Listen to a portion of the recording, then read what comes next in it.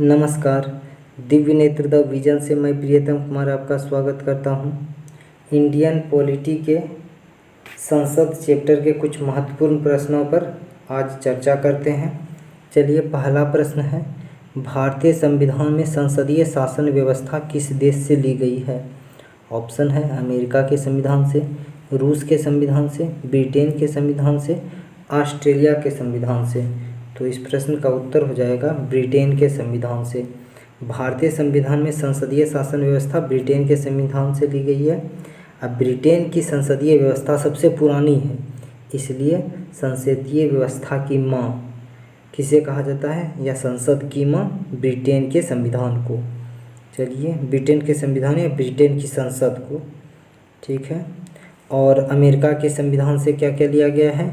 मौलिक अधिकार है, न्यायिक पुनरावलोकन है, संविधान की सर्वोच्चता है, न्यायपालिका की स्वतंत्रता है इत्यादि अमेरिका के संविधान से ली गई है। रूस के संविधान से क्या है? मौलिक कर्तव्य की बात जो। और डी है ऑस्ट्रेलिया के संविधान से। ऑस्ट्रेलिया के संविधान से क्या प्रेरित है?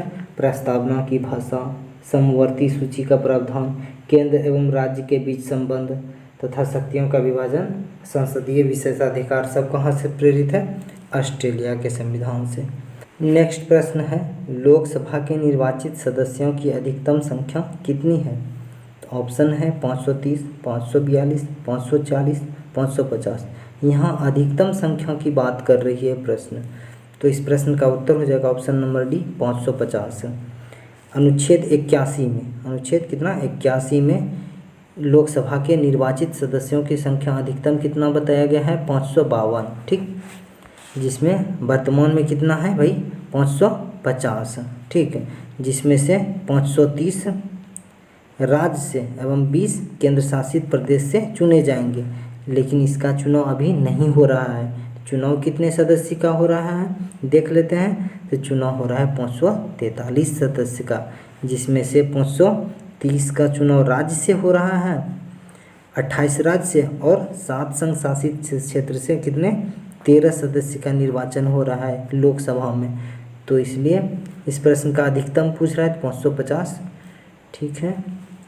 नेक्स्ट प्रश्न चलते हैं, राज्यसभा के सदस्यों का कार्यकाल कितने वर्षों का होता है? तो ऑप्शन है 3 वर्ष, 4 वर्ष, 5 वर्ष, 6 वर्ष। तो राज्यसभा के अधिकतम सदस्यों का कार्यकाल कितना होता है? ऑप्शन नंबर डी हो जाएगा 6 वर्ष।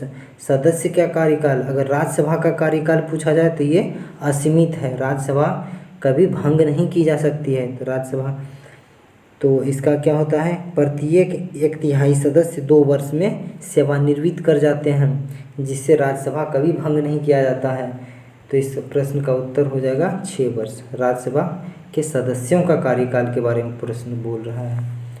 नेक्स्ट प्रश्न है, राज्यसभा का गठन किस वर्ष हुआ? तो ऑप्शन है 1950, 1951, 1952, 1953। तो इस प्रश्न का उत्तर हो जाएगा option number B C 1952, C number. Rajya Sabha का गठन सर्वप्रथम 1952 में हुआ। इसका प्रथम बैठक कब हुआ था? 13 मई 1952 को। 13 मई 1952, डेट याद रखना कोई ज़रूरी नहीं है। बस 1954 तक राज्यसभा को राज्य परिषद के नाम से जाना जाता था। राज्यसभा में अधिकतम 250 सदस्य हो सकते हैं, लेकिन वर्तमान में कितने सदस्य हैं? मात्र 245, जिसमें से 12 सदस्य राष्ट्रपति मनोनीत करते हैं, याद रखिएगा। नेक्स्ट प्रश्न क्या है, लोकसभा के अध्यक्ष के वेतन और भत्ते कौन निर्धारित करते हैं? तो लोकसभा के वेतन एवं भत्ते कौन निर्धारित करते हैं देख लेते हैं। ऑप्शन ए नंबर है राष्ट्रपति, दूसरा है वेतन आयोग, मंत्रिमंडल, संसद। तो लोकसभा के अध्यक्ष के वेतन और भत्ते कौन निर्धारित करते हैं? ऑप्शन नंबर डी हो जाएगा, संसद निर्धारित करते हैं, क्योंकि संविधान के अनुच्छेद 97 में 97 के अनुसार राज्यसभा के सभापति एवं उपसभापति के सारे लोग के अध्यक्ष या उपाध्यक्ष के भत्ते एवं पेंशन का कहाँ बात किया गया है? वेतन का, उसका निर्धारण संसद करेगी। तो संसदीय व्यवस्था है भारत में, संसद निर्धारित करेगी किनको कितना वेतन मिलना चाहिए, चाहे राष्ट्रपति का हो, उपराष्ट्रपति का हो, केंद्रीय मंत्रिमंडल के सदस्य का हो या संसद का हो। इनका वेतन का निर्धारण कौन करेगी? संसद निर्धारण करेगी।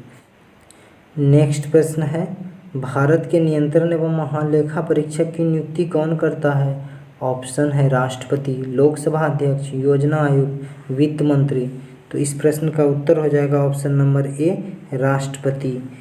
संविधान के भाग 5 में अनुच्छेद 148 से लेके 151 तक नियंत्रण एवं महालेखा परीक्षक के बारे में चर्चा की गई है। तो अनुच्छेद 148(1) में क्या कहा गया है? अनुच्छेद 148(1) में कहा गया है कि भारत का एक नियंत्रण एवं महालेखा परीक्षक होगा जिसकी नियुक्ति राष्ट्रपति साहब करेंगे। यह संघ एवं राज्य के तथा किसी अन्य पदाधिकारी या निकाय के लेखाओं का परीक्षण कर अपनी रिपोर्ट संघ में किसको? राष्ट्रपति को समर्पित करेंगे और राज्य में राज्यपाल को समर्पित करेंगे या उसको प्रस्तुत करेंगे। तो इस प्रश्न का उत्तर क्या हो जाएगा? ऑप्शन नंबर ए, राष्ट्रपति। नेक्स्ट प्रश्न है, भारत के नियंत्रण एवं महालेखा परीक्षक की रिपोर्ट के समीक्षा करने वाले संसदीय समिति है। तो ऑप्शन देख लेते हैं, आकलन समिति, प्रवर समिति, लोक लेखा समिति, इनमें से कोई नहीं। तो लेखा परीक्षण की बात कही गई है, तो अगर याद भी नहीं होगा तो लोक लेखा समिति मार सकते थे क्योंकि लेखाओं की बात इसमें कही गई है। तो ऑब्वियसली इस प्रश्न का उत्तर लोक लेखा समिति ही होगा कि भारत के नियंत्रण एवं महालेखा परीक्षक द्वारा दिए गए लेख पर परीक्षण लोक लेखा समिति करते हैं। ठीक, यह संसद की सबसे पुरानी समिति है तथा इसका गठन कब हुआ था? 1921 में। देश आज़ाद के पहले 1921 में इसका गठन हुआ था। इसमें कुल कितने सदस्य होते हैं? 15 सदस्य होते हैं।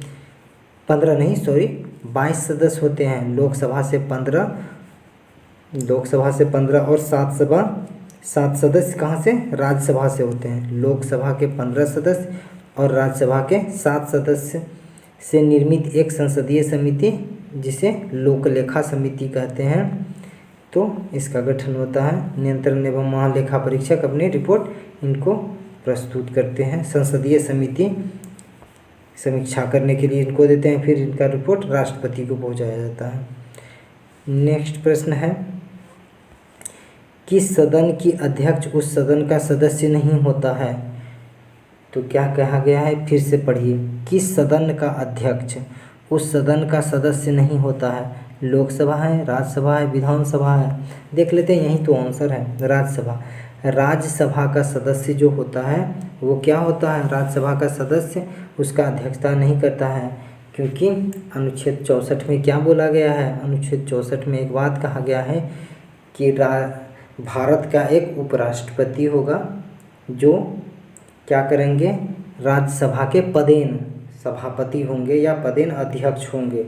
तो उपराष्ट्रपति साहब राज्यसभा के सदस्य नहीं होते हैं लेकिन अध्यक्षता राज्यसभा के करते हैं, इसलिए इस प्रश्न का उत्तर हो जाएगा ऑप्शन नंबर बी। नेक्स्ट प्रश्न चलते हैं, संसद की किस सदस्य द्वारा प्रस्तुत प्रस्ताव को लोक महत्व की अवलंबनीय विषय मानते हुए जो चर्चा की जाती है उसे क्या कहते हैं? ऑप्शन है स्थगन प्रस्ताव, अविश्वास प्रस्ताव, कटौती प्रस्ताव, उपर्युक्त में से कोई नहीं। तो इस प्रश्न का उत्तर क्या हो जाएगा? स्थगन प्रस्ताव। स्थगन प्रस्ताव प्रस्तुत करने का मूल उद्देश्य लोक महत्व की और विलंबनीय विषयों पर संसद के किसी सदस्य द्वारा किसी भी सदन में लाया जा सकता है, चाहे लोकसभा में या राज्यसभा में, कहीं पे भी लाया जा सकता है, किंतु इस प्रस्ताव को कम से कम 50 सदस्य, कितना? 50 सदस्यों का की सहमति तथा अध्यक्ष की अनुमति से ही लाया जाता है।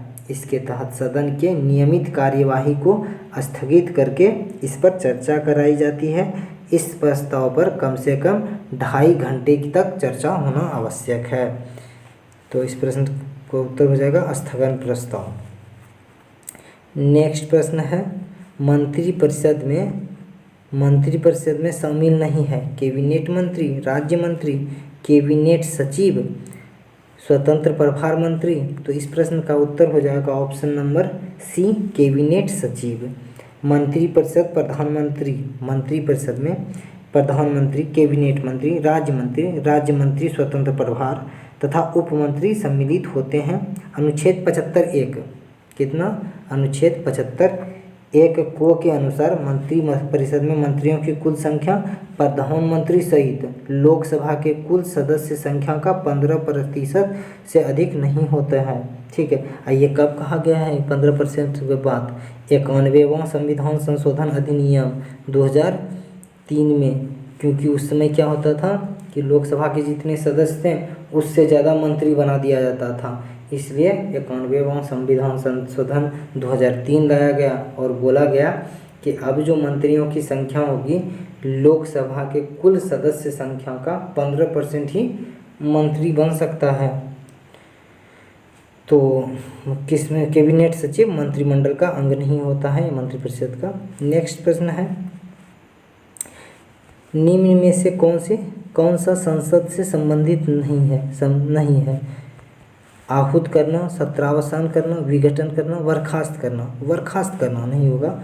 ऑप्शन नंबर, संसद से बात है, एक सेकेंड, निम्न में से कौन सा संसद से संबंधित नहीं है? आहूत करना, सत्रावसान करना, विघटन करना, बर्खास्त करना। तो इस प्रश्न का उत्तर हो जाएगा ऑप्शन नंबर डी, बर्खास्त करना।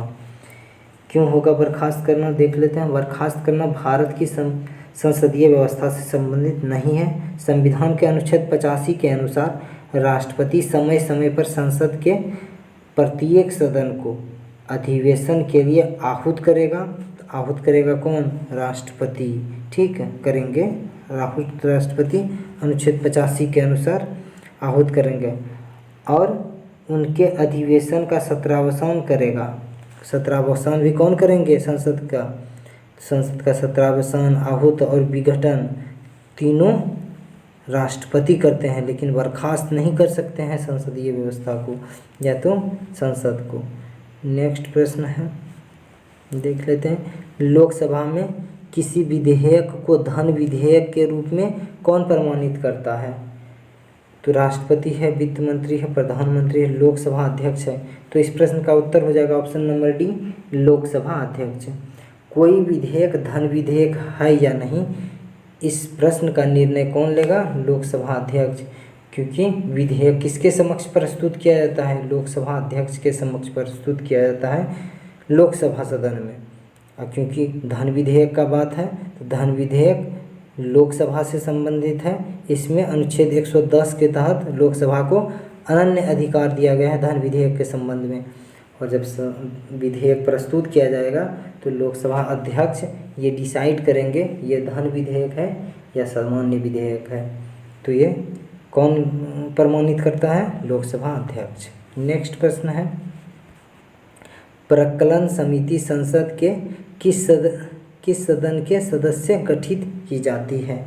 दोनों ऑप्शन है, दोनों सदनों के सदस्य, राज्यसभा के सदस्य, लोकसभा के सदस्य, उपर्युक्त में से कोई नहीं।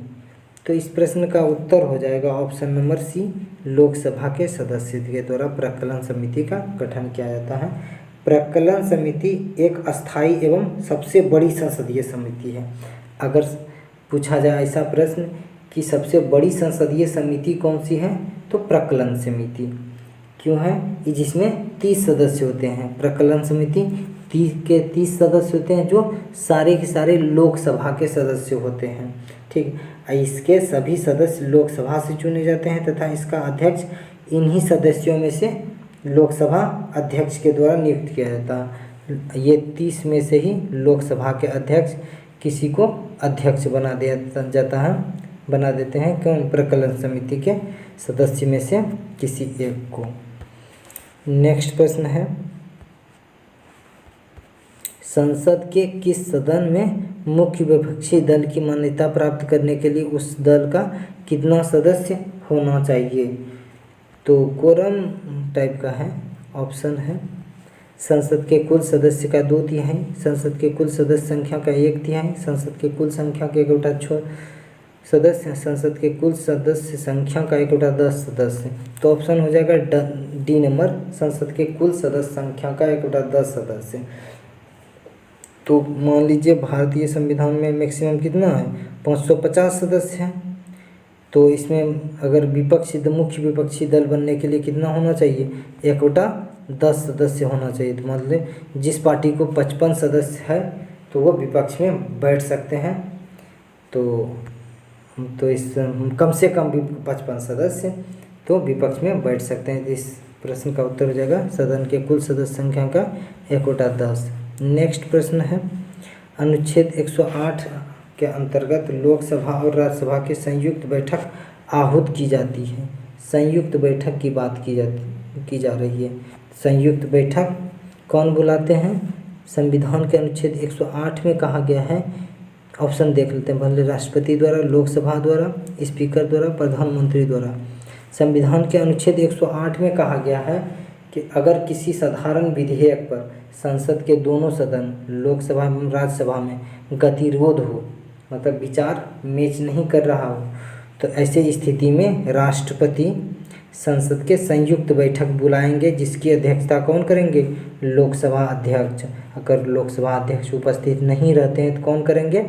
लोकसभा के उपाध्यक्ष। अगर उपाध्यक्ष भी नहीं उपस्थित रहेंगे तो उसमें क्या करेंगे? पैनल से लोकसभा सदस्य में से किसी एक वरिष्ठतम सदस्य को चुन लिया जाएगा और उसकी सदस्यता करेंगे। इसमें उपराष्ट्रपति को नहीं बनाया जाता है अध्यक्ष। उपराष्ट्रपति क्या होते हैं? राज्यसभा के अध्यक्ष। तो राज्यसभा इसमें नहीं आते हैं। चलिए नेक्स्ट प्रश्न चलते हैं। संसद की लोक लेखा समिति का अध्यक्ष नियुक्त किया जाता है लोकसभा अध्यक्ष द्वारा, भारत के प्रधानमंत्री द्वारा, भारत के राष्ट्रपति द्वारा, और क्या है? राज्यसभा अध्यक्ष द्वारा। तो इस प्रश्न का उत्तर हो जाएगा लोकसभा के अध्यक्ष द्वारा। संसद के लोक लेखा समिति के अध्यक्ष या प्रकलन समिति के अध्यक्ष उसी सदस्य में से किसी एक को, जिस समिति का अध्यक्ष बनाया जाता उसी में से किसी एक व्यक्ति को लोकसभा के अध्यक्ष नियुक्त कर देंगे। हाँ भाई, तुम लोकसभा संसद के लोक लेखा समिति या प्रकलन समिति का अध्यक्ष रहेगा। तो कौन नियुक्त करेंगे? लोकसभा अध्यक्ष द्वारा। नेक्स्ट प्रश्न है, संसदीय सरकार की एक प्रमुख विशेषता है। संसदीय सरकार की एक प्रमुख व्यवस्था है। ऑप्शन देख लेते हैं। कार्यपालिका का निश्चित कार्यकाल होता है। कार्यपालिका लोगों के प्रति उत्तरदायी होता है। कार्यपालिका विधानमंडल से अलग होती है। संसद के प्रति मंत्रिपरिषद सामूहिक रूप से उत्तरदायी होती है। तो इस प्रश्न का उत्तर हो जाएगा डी नंबर, संसद के प्रति मंत्रिपरिषद सामूहिक रूप से उत्तरदायी होती है। क्योंकि भारतीय के संसदीय व्यवस्था में संसद के सदस्य ही मंत्रिमंडल के सदस्य, मंत्रिपरिषद के सदस्य होते हैं। और तो इसलिए इस प्रश्न का उत्तर हो जाएगा ऑप्शन नंबर डी। नेक्स्ट प्रश्न है, राज्यसभा के उपसभापति किसे चुना जाता है? राज्यसभा के उपसभापति, सभापति के बारे में बात नहीं कहा गया। अगर सभापति के बारे में बात रहता तो राज्यसभा के सभापति कौन होते हैं? उपराष्ट्रपति।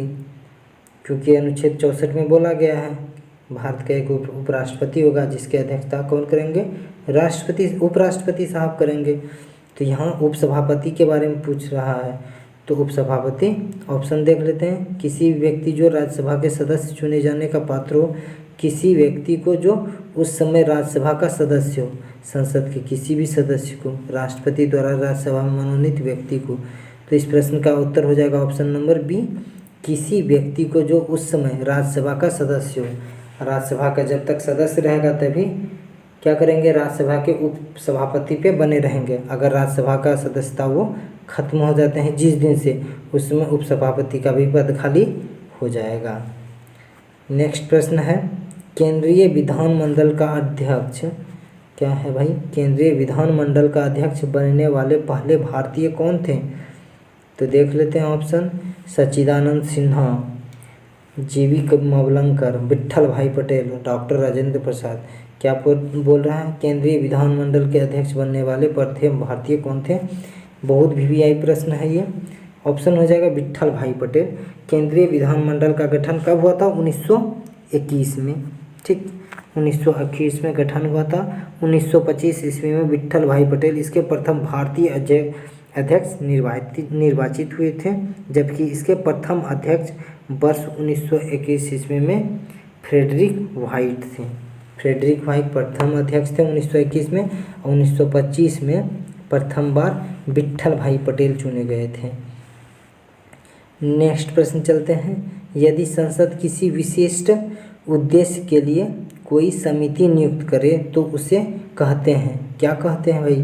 देख लेते हैं ऑप्शन। स्टैंडिंग समिति, तदर्थ समिति, संयुक्त समिति, अस्थाई समिति। तो इस प्रश्न का उत्तर हो जाएगा ऑप्शन नंबर बी, तदर्थ समिति।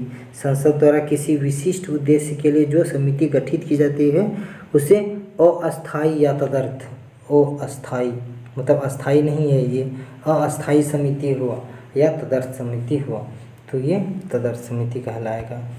नेक्स्ट प्रश्न है, निम्न में से कौन सा प्रस्ताव संघीय बजट से संबंधित नहीं है? तो ऑप्शन है स्थगन प्रस्ताव, निंदा प्रस्ताव, कटौती प्रस्ताव, उपर्युक्त में से कोई नहीं। तो इस प्रश्न का उत्तर हो जाएगा ऑप्शन नंबर सी, कटौती प्रस्ताव। कटौती प्रस्ताव संघीय बजट से संबंधित है। यह प्रस्ताव विपक्ष द्वारा सरकार की अनुदान की मांग में कटौती के उद्देश्य से लोकसभा में प्रस्तुत किया जाता है। किस सदन में? निचली सदन या लोकसभा में प्रस्तुत किया जाता है। यह 3 प्रकार की होती है, नीतिगत कटौती, आर्थिक कटौती तथा सांकेतिक कटौती। तो इस प्रश्न का क्या उत्तर हो जाएगा? ऑप्शन नंबर सी, कटौती प्रस्ताव। नेक्स्ट प्रश्न है, लोकसभा की कार्यवाही आयोजित करने के लिए अपेक्षित गणापूर्ति कोरम क्या होता है? तो गणापूर्ति के बारे में बोल रहा है, तो इस प्रश्न का डायरेक्ट उत्तर 1/10 होगा। मिनिमम सदस्य 1/10, कुल संसद सदस्य की संख्या का अगर 1/10 सदस्य उस सदन में प्रस्तुत होते हैं तो सदन की कार्यवाही शुरू की जा सकती है। अगर इससे कम होता है तो सदन स्थगित कर दिया जाएगा, उस दिन सदन नहीं चल सकता है। ये कहाँ, किस अनुच्छेद में कहा गया है? अनुच्छेद 100 में, 100 नंबर अनुच्छेद में ऐसी बात कही गई है। तो ये मान लीजिए, तो कितना हो गया? संसद में कितना है? लोकसभा में कुल सदस्य 550 है, तो इसका 1/10 कितना होगा? 55। अगर 55 सदस्य लोकसभा में उपस्थित होते हैं तो लोकसभा की कार्यवाही शुरू की जा सकती है। और राज्यसभा में कितना मैक्सिमम सदस्य भाई? 250, तो 1/10 कितना होगा? 25। अगर राज्यसभा में 25 सदस्य प्रस्तुत होते हैं, मतलब उपस्थित होते हैं, तो राज्यसभा की कार्यवाही शुरू की जा सकती है। तो इसलिए कोरम सदस्य कितना होगा भाई? 1/10। नेक्स्ट प्रश्न चलते हैं। निम्नलिखित में से कौन सा अनुच्छेद संसद को राज्य सूची के विषय पर कानून बनाने का अधिकार देता है? बहुत वीवीआई प्रश्न है। इस प्रश्न का उत्तर हो जाएगा, देख लेते हैं ऑप्शन। अनुच्छेद 115, अनुच्छेद 183, अनुच्छेद 221, अनुच्छेद 249। तो इस प्रश्न का उत्तर हो जाएगा अनुच्छेद 249। तो इसका अनुच्छेद 249 होगा। संविधान के अनुच्छेद 249 में संसद को राज्य सूची के विषय पर विधि बनाने का अधिकार देता है। यदि राज्यसभा अपने उपस्थित तथा मत देने वाले सदस्यों के 2/3 बहुमत यानी विशेष बहुमत से, अगर राज्यसभा अनुच्छेद 249 के तहत क्या करेगी? राज्यसभा अपने विशेष बहुमत से ये पारित कर दे कि एक किसी राज्य के बारे में या राज्य सूची के विषय पर संसद कानून बनाएगी, तो संसद कानून बनाएगी। इसके लिए विशेष बहुमत लाना पड़ेगा, कहाँ पे? राज्यसभा में। ठीक है, तो अनुच्छेद 249 होगा। नेक्स्ट प्रश्न है, भारत की संसदीय शासन व्यवस्था में 2 अस्थायी सदनों के नाम बताएं। तो अस्थायी सदन कौन कौन है भाई? राज्यसभा, राज्य के विधानसभा, लोकसभा और राज्य के विधान परिषद, राज्यसभा और राज्य के विधान परिषद, लोकसभा और राज्य के विधानसभा। अस्थाई बोल रहा है सदन, तो राज्यसभा तो अस्थाई सदन है। जहाँ राज्यसभा का बात आएगा तो कट जाएगा। इसमें भी है क्या भाई? तो राज्यसभा है, यहाँ भी राज्यसभा है, ये दोनों ऑप्शन कट गया। लोकसभा वो अस्थाई है क्योंकि 5 साल में इसका विघटन होता है। राज्य के विधान परिषद ये अस्थाई है, जिस राज्य में भी है ये अस्थाई है। ठीक है, अगर नहीं है तो कोई बात नहीं है, लेकिन ये अस्थाई है। लोकसभा ये भी नहीं होगा, तो ऑप्शन नंबर डी हो जाएगा। देख लेते हैं, लोकसभा और राज्य के विधानसभा। राज्य के विधानसभा भी प्रत्येक 5 साल में क्या होते हैं, खत्म होते हैं, फिर से नया मंत्रिमंडल और विधायक चुन के आता है, तो विधानसभा का गठन होता है, नया संसद चुन के आते हैं, लोकसभा का गठन होगा। नेक्स्ट प्रश्न है, एक वर्ष में संसद की कम से कम कितनी बैठकें आवश्यक है? ऑप्शन है 1 बार, 2 बार, 3 बार, 4 बार। तो अनुच्छेद 85 में देख लेते हैं। अनुच्छेद 85 में कहा गया है कि राष्ट्रपति संसद के दोनों सदनों को आहूत करेंगे, ठीक, अधिवेशन को आहूत करेंगे, कौन? राष्ट्रपति करेंगे। और क्या होगा भाई, उसके बाद उसमें एक बात और लिखा गया है, प्रथम बैठक के अंतिम दिन और द्वितीय बैठक के प्रथम दिन, ठीक है, दोनों के बीच का गैपिंग 6 मंथ से ज़्यादा नहीं होना चाहिए।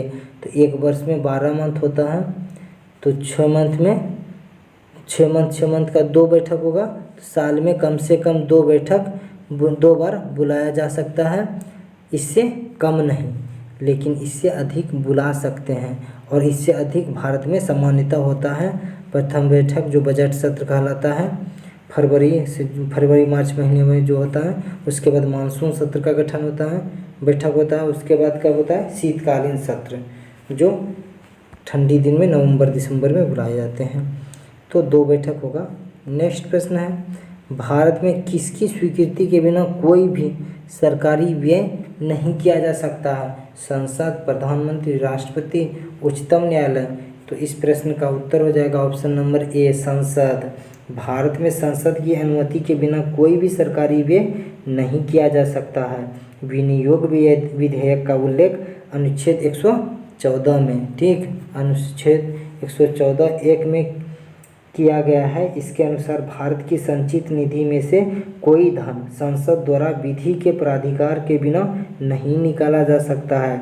इसके लिए लोकसभा में एक विधेयक पारित किया जाता है, जिसमें लोकसभा द्वारा स्वीकृत अनुदानों के सभी मांग तथा संचित निधि पर भारित व्यय सम्मिलित होते हैं।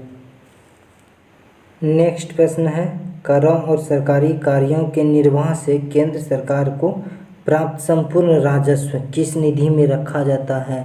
संचित निधि या आकस्मिक निधि? देख लेते हैं। भारत के आकस्मिक निधि, लोक लेखा निधि, भारत के संचित निधि, या निक्षेप या अग्रिम निधि। कर के संग्रह, करों और सरकारी कार्यों के निर्वाह से। तो इस प्रश्न का उत्तर क्या होगा?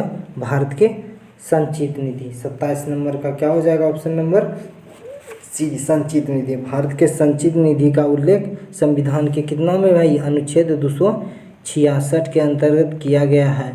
आकस्मिकता निधि एवं राज्य के लिए धन का आवंटन के अतिरिक्त भारत सरकार का राजस्व या उसके द्वारा लिए गए करों आदि से जो भी धन प्राप्त होंगे वो भारत के संचित निधि में रखे जाएंगे।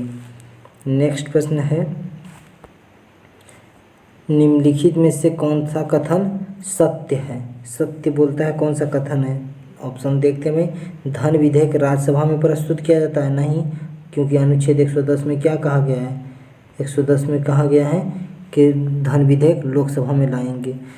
धन विधेयक संसद के दोनों सदनों में से किसी में प्रस्तुत किया जाता है? नहीं, धन विधेयक लोकसभा में प्रस्तुत नहीं किया जा सकता। ये भी बात गलत है।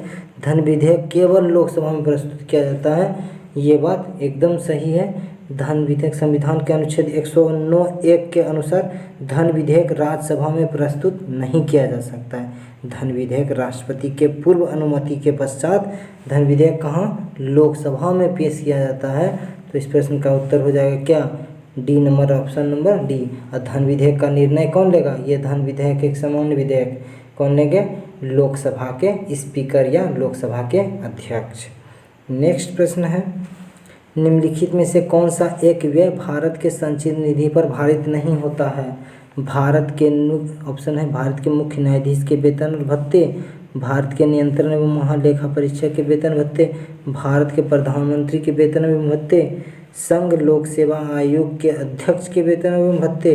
तो इस प्रश्न का उत्तर क्या हो जाएगा? ऑप्शन नंबर सी, भारत के प्रधानमंत्री के वेतन एवं भत्ते, क्योंकि संविधान के अनुच्छेद 112(3) के अनुसार भारत की संचित निधि पर भारतीय व्यय राष्ट्रपति, राज्यसभा के सभापति, उपसभापति तथा लोकसभा के अध्यक्ष, उपाध्यक्ष, उच्चतम न्यायालय के न्यायाधीश तथा भारत के नियंत्रण एवं महालेखा परीक्षक के वेतन एवं भत्ते, जबकि भारत के प्रधानमंत्री के वेतन एवं भत्ते संसद विधि द्वारा निर्धारित किया जाता है। तो भारत के प्रधानमंत्री का वेतन किस निधि से? भारत के संसद निधि से भारित रहता है। तो इस प्रश्न का उत्तर क्या हो जाएगा? Option number C. संचित निधि में ये नहीं है। राष्ट्रपति, लोकसभा अध्यक्ष, स्पीकर, ये सब का भले है। नेक्स्ट प्रश्न है, संसद अंतर्राष्ट्रीय संधियों को भारत के किस भाग या संपूर्ण भारत में लागू करने के लिए कोई भी कानून बना सकती है? अंतर्राष्ट्रीय कोई संधि हुआ, बोल रहा है संसद अंतर्राष्ट्रीय संधियों को भारत के किसी भाग या संपूर्ण भारत में लागू करने के लिए कोई भी कानून बना सकता है। तो ऑप्शन है राज्यसभा, सभी राज्यों की सहमति से, बहुसंख्यक राज्यों की सहमति से, संविधान संबंधित राज्य की सहमति से, बिना किसी राज्य के सहमति से। तो इस प्रश्न का क्या होगा उत्तर? बिना किसी राज्य के सहमति से। संविधान के अनुच्छेद 253 के अंतर्गत संसद को किसी अन्य देश के साथ संधि या करार करेगा, कोई अन्य देश के साथ, अथवा किसी अंतर्राष्ट्रीय सम्मेलन, संगठन या निकाय में किया गया किसी संधि या करार के क्रियान्वयन के लिए भारत के संपूर्ण राज्य क्षेत्र या उसके किसी भाग के लिए बिना किसी राज्य के सहमति के वो लागू कर सकता है। राज्य से पूछने नहीं जाएगा कि अंतर्राष्ट्रीय संधि आपके राज्य में लाएंगे कि नहीं लाएंगे। ठीक। नेक्स्ट प्रश्न है, संसदीय व्यवस्था में शून्यकाल किस देश की देन है? तो इस प्रश्न का उत्तर हो जाएगा, ऑप्शन देख लेते हैं। ऑप्शन भारत की, अमेरिका की, ब्रिटेन की, स्विट्जरलैंड की। शून्यकाल की व्यवस्था बोल रहे हैं, शून्यकाल भारत की देन है। तो संसदीय व्यवस्था में शून्यकाल भारत की देन है। संसद के दोनों सदनों में प्रश्नकाल के ठीक बाद यानी 12 बजे, ठीक 12 बजे से प्रारंभ होने के कारण से शून्यकाल के नाम से जाना जाता है। इसमें कोई संसद सदस्य बिना किसी पूर्व सूचना के लोक महत्व के कोई भी प्रश्न उठा सकता है, कि बिना सूचना दिए हुए कोई भी सदस्य कोई प्रश्न उठा सकता है। कब? भारत में शून्यकाल कब बोला गया? 12 बजे शून्य होता है उस समय, तो इसलिए इस काल को क्या नाम दे दिए हैं? शून्यकाल। नेक्स्ट प्रश्न है, लोकसभा का पहला आम चुनाव कब हुआ था? तो पहला आम चुनाव कब हुआ था? ऑप्शन देख रहे हैं 1949, 52, 1950, 1954। तो इस प्रश्न का क्या उत्तर हो जाएगा? Option number B 1952। लोकसभा का पहला आम चुनाव 1952 में हुआ था। ठीक है। अक्टूबर 1951 से 21 फरवरी 1952 तक लगभग 4 माह तक चला था यह चुनाव। प्रारंभ तो 51 में हो चुका था, ठीक है। उसके बाद कब हुआ था भाई? 25 अक्टूबर से, ठीक है। और 21 फरवरी 1952 तक इसका चला था चुनाव, 4 माह तक चला। इसमें 489 स्थान के लिए चुनाव हुए। जीवी मावलंकर लोकसभा के प्रथम क्या थे? स्पीकर थे। तो प्रथम अध्यक्ष कौन थे? लोकसभा के प्रथम अध्यक्ष बार बार प्रश्न पूछा जाता है, कौन? जीवी मावलंकर। ये याद रखिएगा नाम, बहुत ही पीवीआई प्रश्न है। नेक्स्ट है, प्रोटेम स्पीकर सामान्यतः किससे नियुक्त किया जाता है? पिछले लोकसभा के अध्यक्ष को, पिछले लोकसभा के उपाध्यक्ष को, निर्वाचित लोकसभा में वरिष्ठ सदस्य में से किसी एक को। तो इस प्रश्न का उत्तर हो जाएगा ऑप्शन नंबर सी ही। निर्वाचित लोकसभा में जो अब की बार वर्तमान में निर्वाचित होकर लोकसभा के सदस्य आए हैं, उसके वरिष्ठतम सदस्य को क्या करेंगे? प्रोटेम स्पीकर बना देंगे। प्रोटेम स्पीकर सामान्यतः नवनिर्वाचित लोकसभा के वरिष्ठतम सदस्य में से किसी एक को राष्ट्रपति द्वारा नियुक्त किया जाता है। तत्पश्चात प्रोटेम स्पीकर द्वारा लोकसभा के सदस्य को शपथ दिलाई जाती है और लोकसभा के सदस्य में से ही किसी एक सदस्य को लोकसभा का अध्यक्ष चुना जाता है, जो बाद में जो स्पीकर चुना जाएगा, ठीक है। और उसके पश्चात स्वतः ही प्रोटेम स्पीकर का पद समाप्त हो जाता है। प्रोटेम स्पीकर लोकसभा का अध्यक्ष चुनाएगा, प्रोटेम स्पीकर की पद खाली, ठीक।